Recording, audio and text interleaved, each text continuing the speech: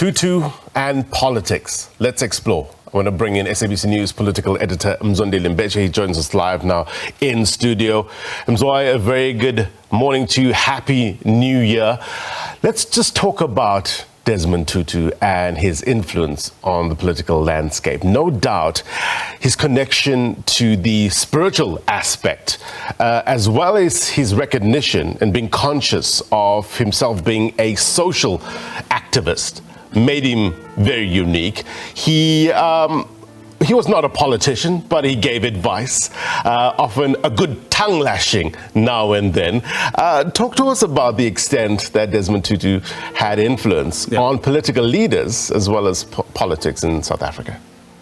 Well, a very good morning to you, Blaine and Zinga, and of course, Happy New Year to all of you and of course our viewers. He was such an interesting character, Bishop Tutu, particularly when it related to issues around politics. In fact, you've just said, Blaine, he was not a politician. I remember after one of those stinging criticism of the former president, Thabo Mbeki, and then he reminded him that he did not even belong to a branch of the ANC. So you could see that, so they were certainly not happy. But of course, you'd recall that during the struggle, he was really the voice that so many people relied on. And so you knew that when you were with Desmond Tutu, the bishop, so you somehow were protected. I mean, even when he wrote that letter to the apartheid government to say, you know what, you've got to rethink some of these things. So that was his trait. Yes, by virtue of his involvement, he was somehow aligned with the struggle, with the liberation struggle, which would be the Congress movement. That's why when he berated former President Jacob Zuma around the Dalai Lama, he basically said, well, from now on, I'm not going to be voting for the ANC, which does tell you that as much as he was not political, but he was somehow part of the Congress movement. Of course, as an influential voice and making sure that he's fighting the fight for the people. Mr. Mbeje, we also know, focusing on that political aspect of his work, that he practiced something called liberation theology back in apartheid, mixing Christianity and politics as well, and moving away from that very docile view of Christianity, of, you know, the people who are downtrodden and maybe it's their portion in life and later on they will be rewarded for it, using the Bible and religion to fight apartheid. I think one of his quotes, Nzinga, he made it very clear to say, in a situation, I'm not quoting it verbatim, but he basically said, in a situation where injustice happens, you cannot be neutral, because if you are neutral, that means you basically are supporting that kind of injustice that is happening. So clearly, given the privilege, given the influence and the position, strategic if you like, where he was, so he was then able to use that. He knew that he was known, he was influential, and then people listened to him. He knew that using those resources at his disposal, he could be able to influence and perhaps change the direction.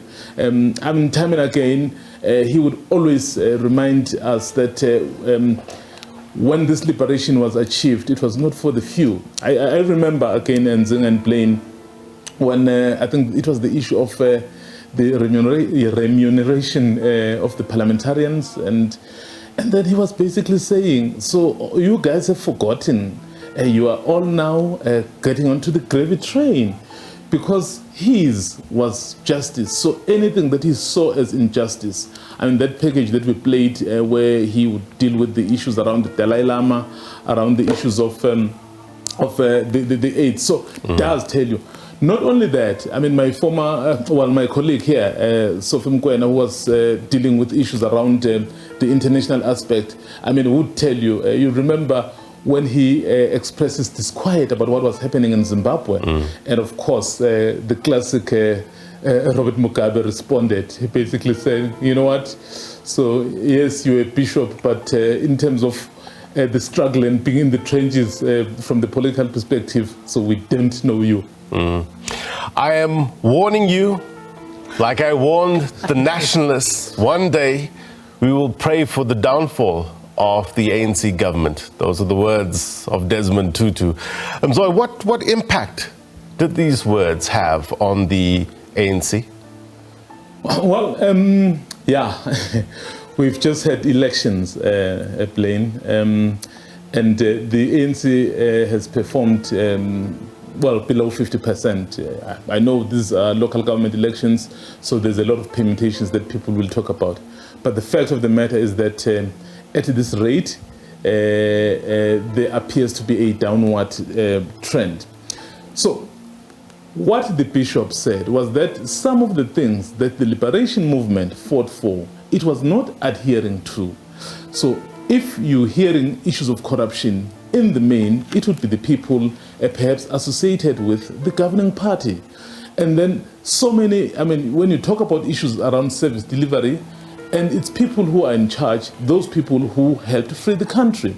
So if those ones entrusted with the responsibility of doing what the public wants are not doing it, so somehow the view will start changing. That is why the Arch, as he's known, said, at this rate, we will pray for the downfall of the ANC, because he felt it was not doing that which it struggled for.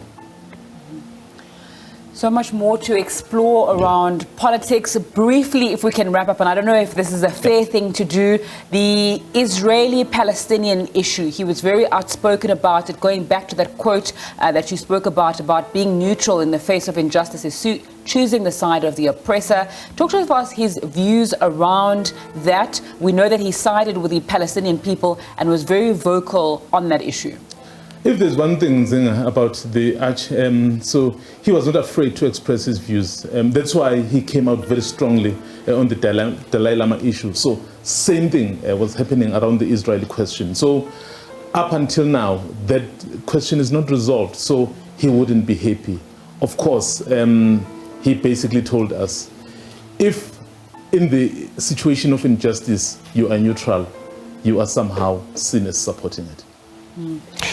You know, with regards to elections in South Africa, Mzwa, he encouraged many people to think before making the cross, mind the pun. What sort of impact? He wasn't a card-carrying member of any political party, but what sort of impact did he have on the electorate? What sort of sway? Well, we have said he was not a politician. But obviously, before everything else, we knew him to be part of the broader struggle of the people. And then the party which was at the forefront, which is the ANC, so somehow he would be seen as aligned to it. That's why when he said, I will no longer vote for the ANC, that did tell you that as much as he was not the party, the card-carrying member, but somehow he was aligned with the struggles of the people which were in the main carried out by the ANC.